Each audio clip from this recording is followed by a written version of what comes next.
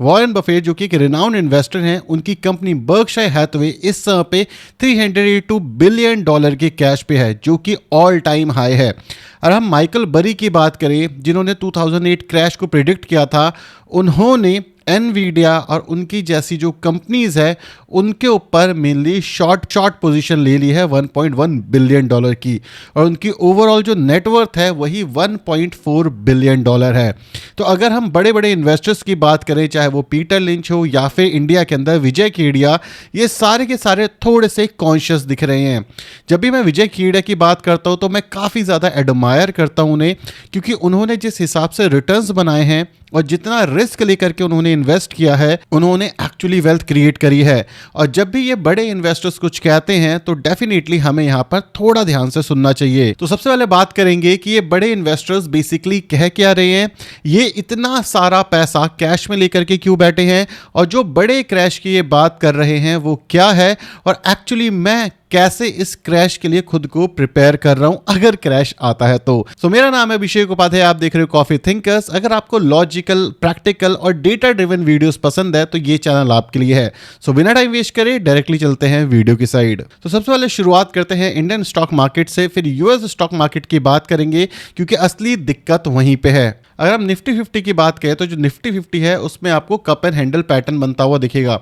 अभी जो cup and handle pattern है ये बेसिकली क्या डिनोट करता है, ये डिनोट करता है कि जितनी डेप्थ इस कप की है, ऑब्वियसली जो लाइन है वो थोड़ी हिल गई बट कोई बात नहीं, इससे पता चल जाएगा, उतना ही गैप आपको बहुत जल्दी होता है कि ऊपर आते हुए दिखे। तो जो मार्केट है वो मोस्ट प्रोबेबली हो सकता है कि 28,900 के आसपास आते हुए दिखे। अब आपका क्वेश्चन आएगा, स्टार्टिंग में तो हम क्रैश की बात कर रहे थे ना, मैं उस पर जरूर आऊंगा, लेकिन यहाँ पे समझो बेसिकली हो क्या रहा है। जब हम निफ्टी 50 की बात करते हैं तो यहाँ पे हम ये चीज देख रहे थे कि जो डब्ल्यू वाला पैटर्न बन रहा है, अगर ये निफ्टी वापस इस डब्ल्यू पे टच करती तो there is a high chance कि एक डाउन साइड हमें देखने को मिल सकता था।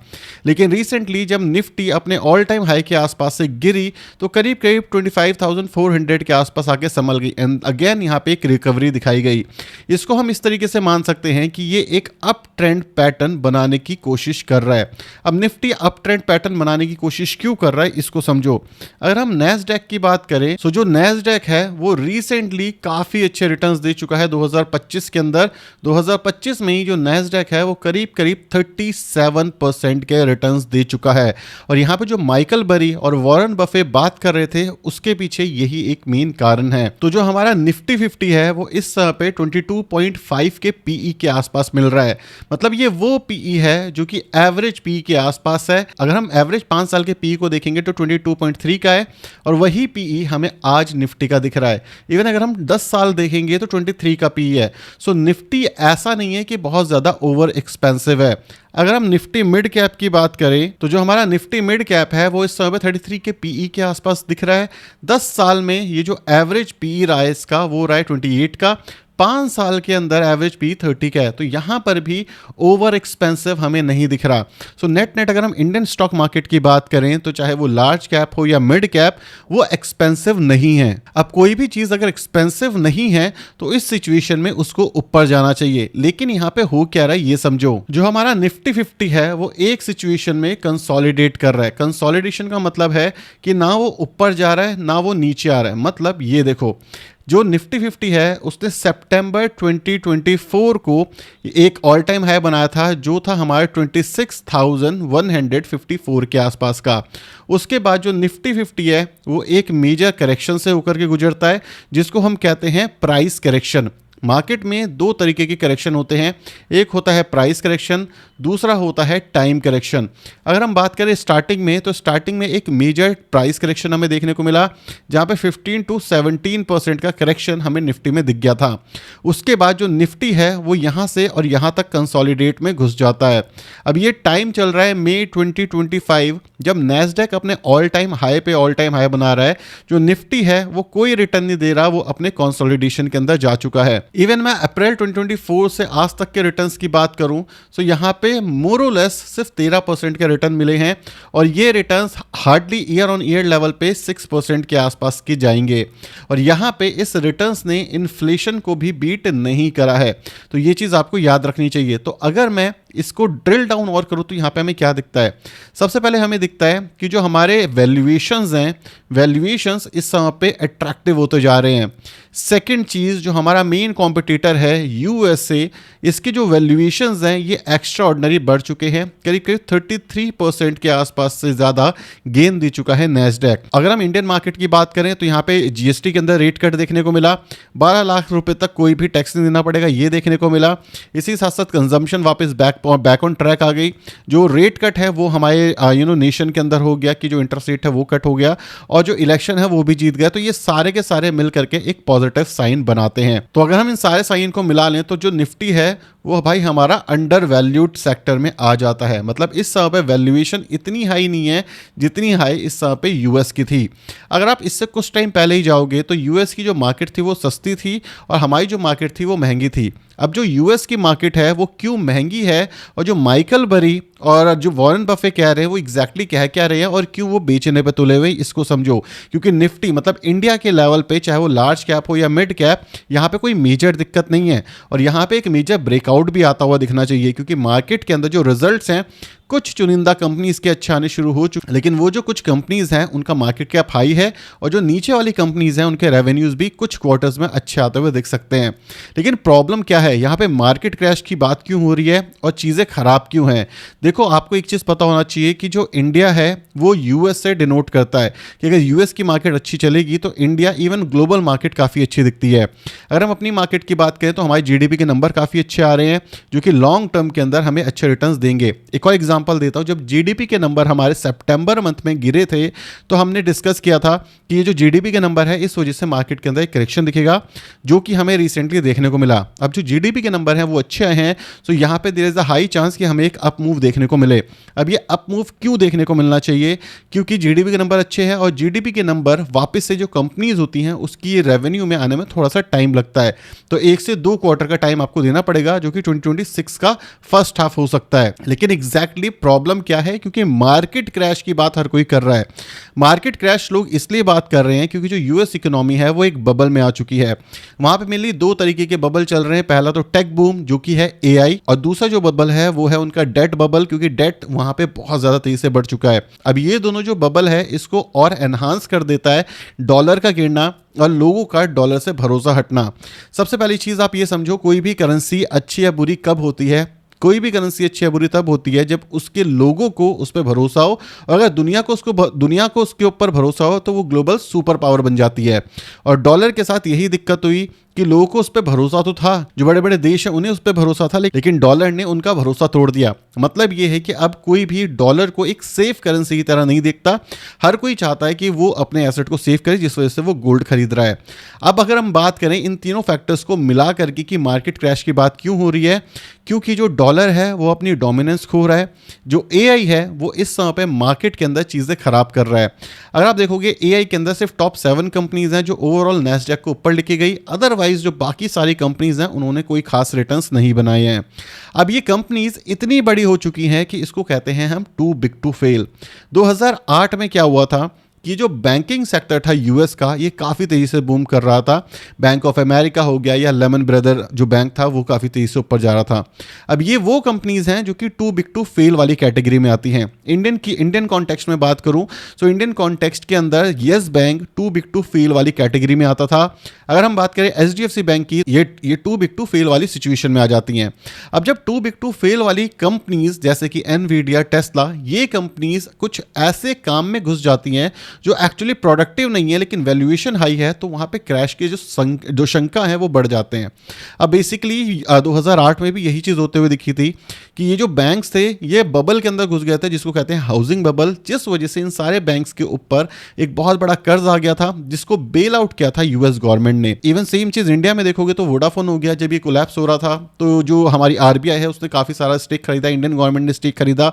येस बैंक के अंदर भी जो हमारे बैंकिंग सिस्टम है, मेनली जो बड़े बैंक से उन्होंने स्टेक खरीदा और उसको जिंदा रखा। इसी तरीके से जो मेन कंसर्न है वो टॉप 7 स्टॉक्स के अंदर है जो कि यूएस के हैं।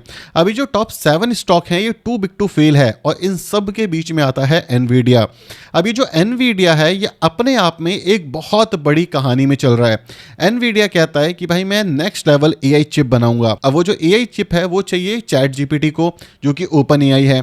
अब जो ओपन एआई है वो काफ़ी पैसा देता है एनवीडिया को, एनवीडिया सेम पैसा इन्वेस्ट कर देता है ओपन एआई में, और वही ओपन एआई बोलता मुझे क्लाउड सर्विस भी चाहिए तो ओरेकल में इन्वेस्ट कर देता है।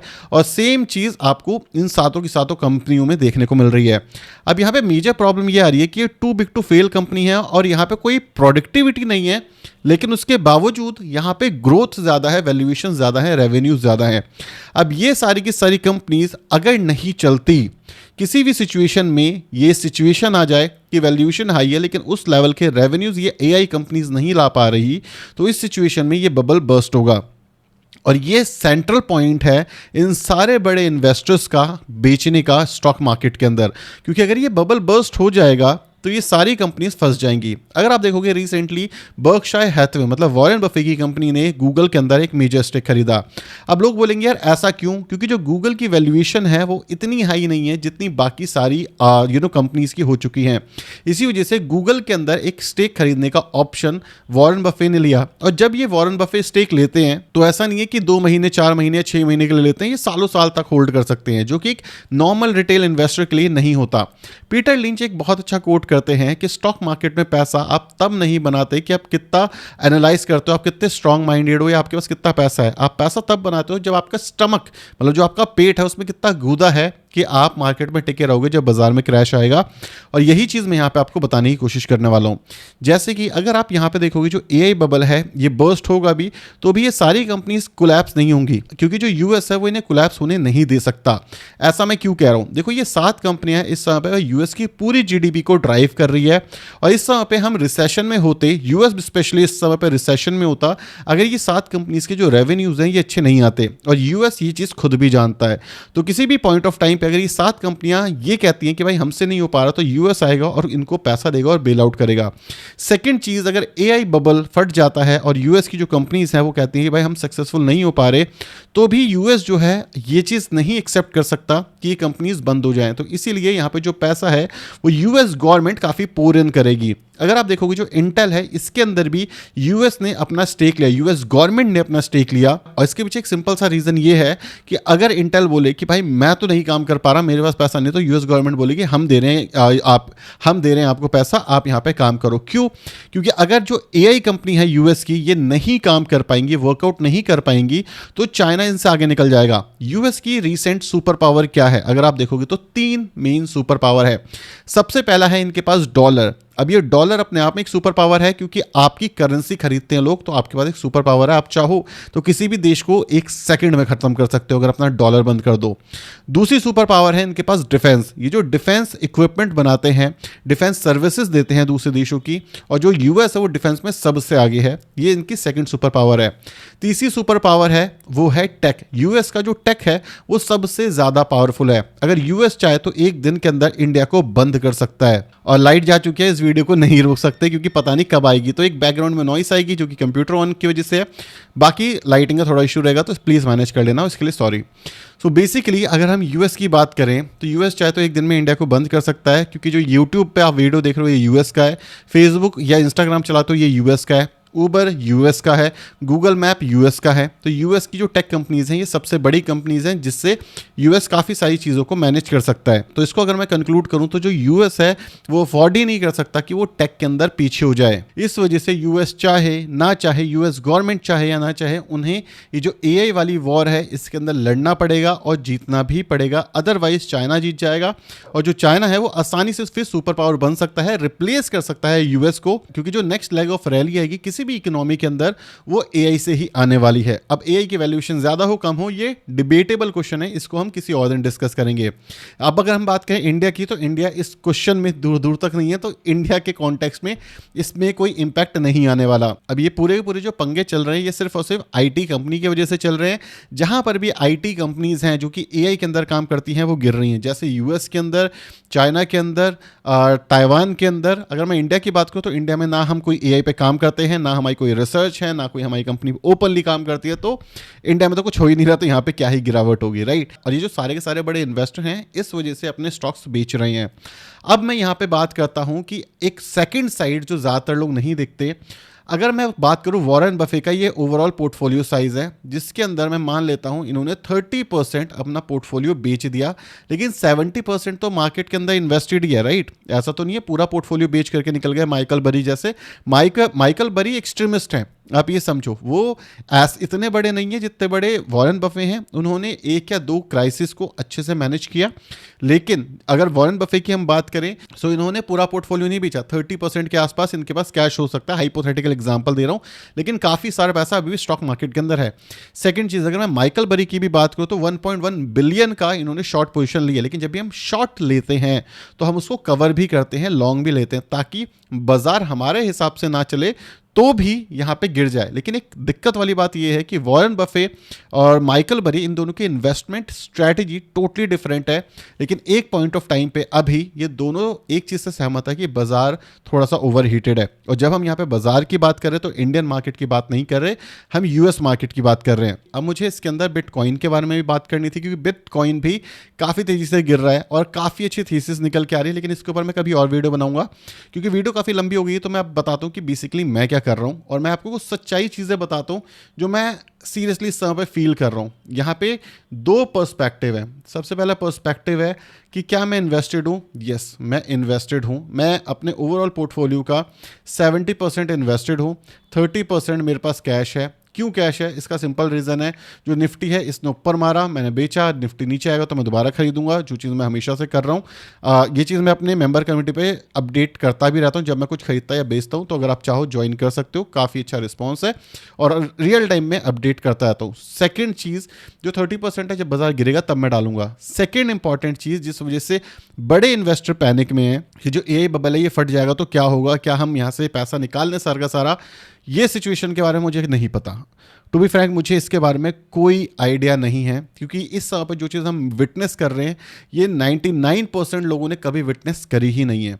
हम इस समय पर विटनेस कर रहे हैं कि ग्लोबल करेंसी चेंज होगी। इससे पहले पोर्चुगी की थी, जब उसकी चेंज हुई, फिर ब्रिटेन की आई, फिर उसकी चेंज हुई, फिर ये यूएस की आई, ऐसे करके बहुत पुरानी साइकिल है। लेकिन जब भी ये करेंसी चेंज होता है तो ग्लोबल इकोनॉमी कैसे काम करती है, स्टॉक मार्केट में कैसा करे, क्रैश आता है, नहीं आता है, क्या होता है, क्या नहीं होता, इसके बारे में एज ऑफ नाउ मुझे कोई भी मेजर आइडिया नहीं है। इसीलिए मैं सिर्फ एक काम कर रहा हूं, और वो ये काम है कि मैं जितना हो सकता है उतना पढ़ रहा हूं।